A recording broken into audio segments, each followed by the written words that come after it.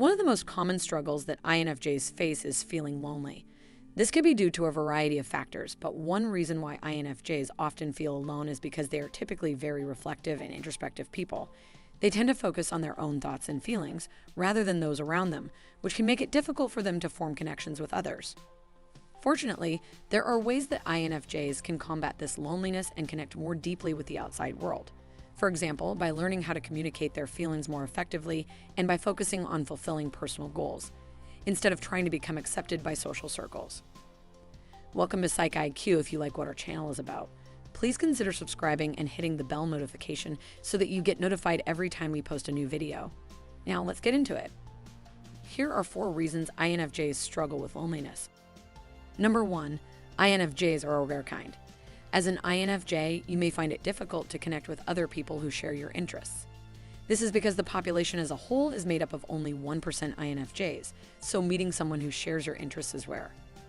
As INFJs, many go through life never meeting anyone who sees the world and makes decisions in the same way that they do.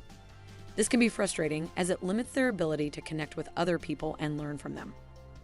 INFJs are drawn to personality forums, groups, and message boards because they are interested in their personality theory.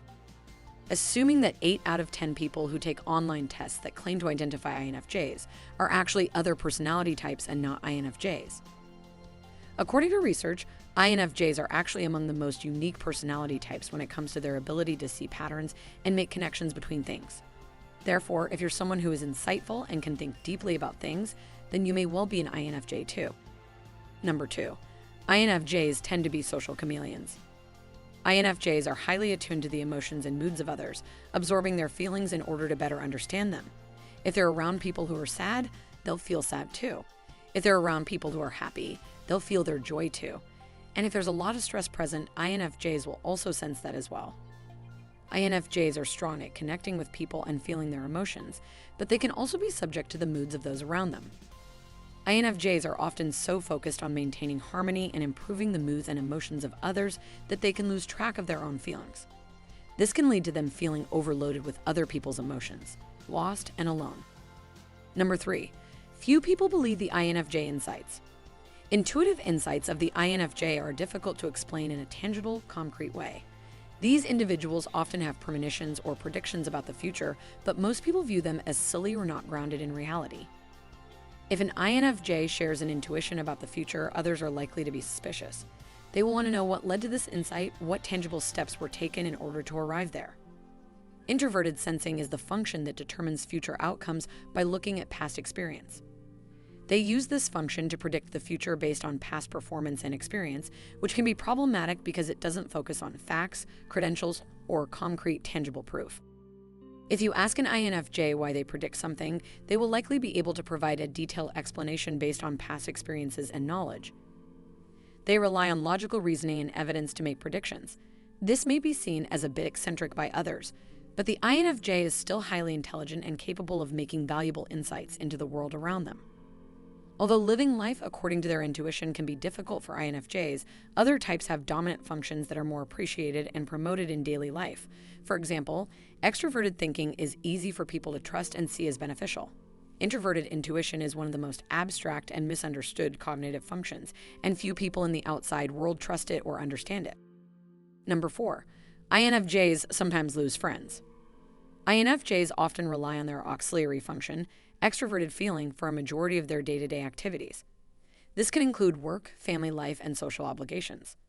They enjoy spending time with others because it allows them to use their feeling function in a healthy way. Stress can be a common occurrence for INFJs, as they may lean too heavily on their introverted intuition.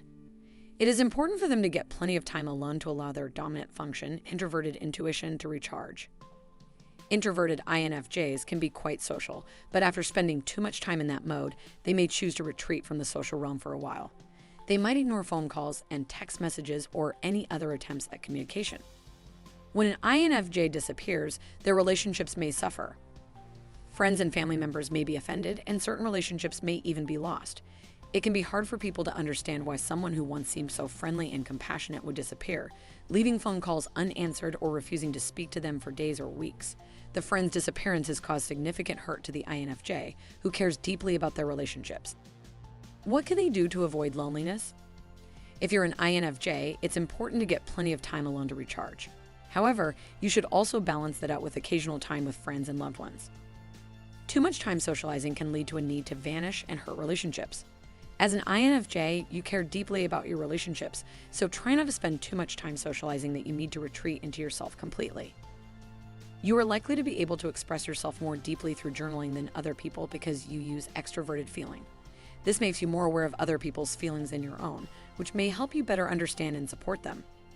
When you write your feelings down in a journal and then read them back to yourself, it can help you understand and manage your emotions more effectively. For INFJs, reading can be a way to connect with other individuals, even if those individuals are fictional. They believe that reading can help you develop a better understanding of yourself and others, which is an important skill for any person. What are your thoughts? Do you struggle with loneliness? Do you have any tips you'd like to share with other INFJs? Let us know in the comments below. Thank you for watching.